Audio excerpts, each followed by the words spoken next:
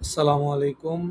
আমরা আজকে একটা বিষয় আমরা অনেকেই মাঠ থেকে জানতে চাচ্ছেন যে যখন আমরা একজন ফার্মারকে অ্যাপ্রুভ তালিকা থেকে রিমুভ করব তখন ওই কৃষককে আমরা কোথায় খুঁজবো বা তার ব্যাচ নাম্বারটা আমরা কিভাবে পাবো। তো এটি আসলে খুব সিম্পল একটা ব্যাপার এখানে আমাদের সিস্টেমে করা আছে। আমরা যদি যেখানেই তালিকা আছে, ফর এক্সাম্পল আমরা যদি ফার্মার ইনফরমেশন রেজিস্টারে যাই, আমরা দেখতে পাবো যে রেজিস্টারের নিচে একটা কলাম বাটন আছে। এই যে কলাম বাটন আছে, এই কলামে আপনি সাজিয়ে নিতে পারেন কোন কোন জিনিসগুলো আপনি এই ড্যাশবোর্ডে দেখতে চান। সেখানে আপনি ব্যাচ নাম্বার যদি ইনক্লুড করেন, এই যে ব্যাচ নাম্বার ইনক্লুড করলে আপনি কোন ফার্মার কোন ব্যাচে আছে এটি দেখতে পারবেন। এখানে যদি আপনি ব্লক ইনক্লুড করেন, আপনি কোন ব্লকের ফার্মার এটা আপনি দেখতে পারবেন।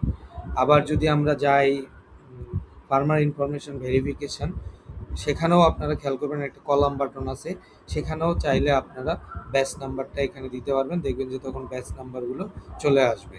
কালেকশন আইডি, কেসি আইডি এসব সবই দিতে পারবেন। আবার যদি আমরা ফার্মার ফার্মার ইনফরমেশন অ্যাপ্রুভাল, মানে আমরা যেখানেই কৃষক তালিকা আছে সেখানে একটা কলাম বাটন আছে। এই কলাম বাটনে ব্যাচ নাম্বারটা যদি অ্যাড করে দিই, তাহলে আমার ব্যাচ নাম্বারগুলো এখানে চলে আসবে, ব্যাচ নাম্বার শো করবে। এবং এই কারণে আপনাকে প্রত্যেকটা ব্যাচেই ওই ফার্মারকে সার্চ করতে হবে না।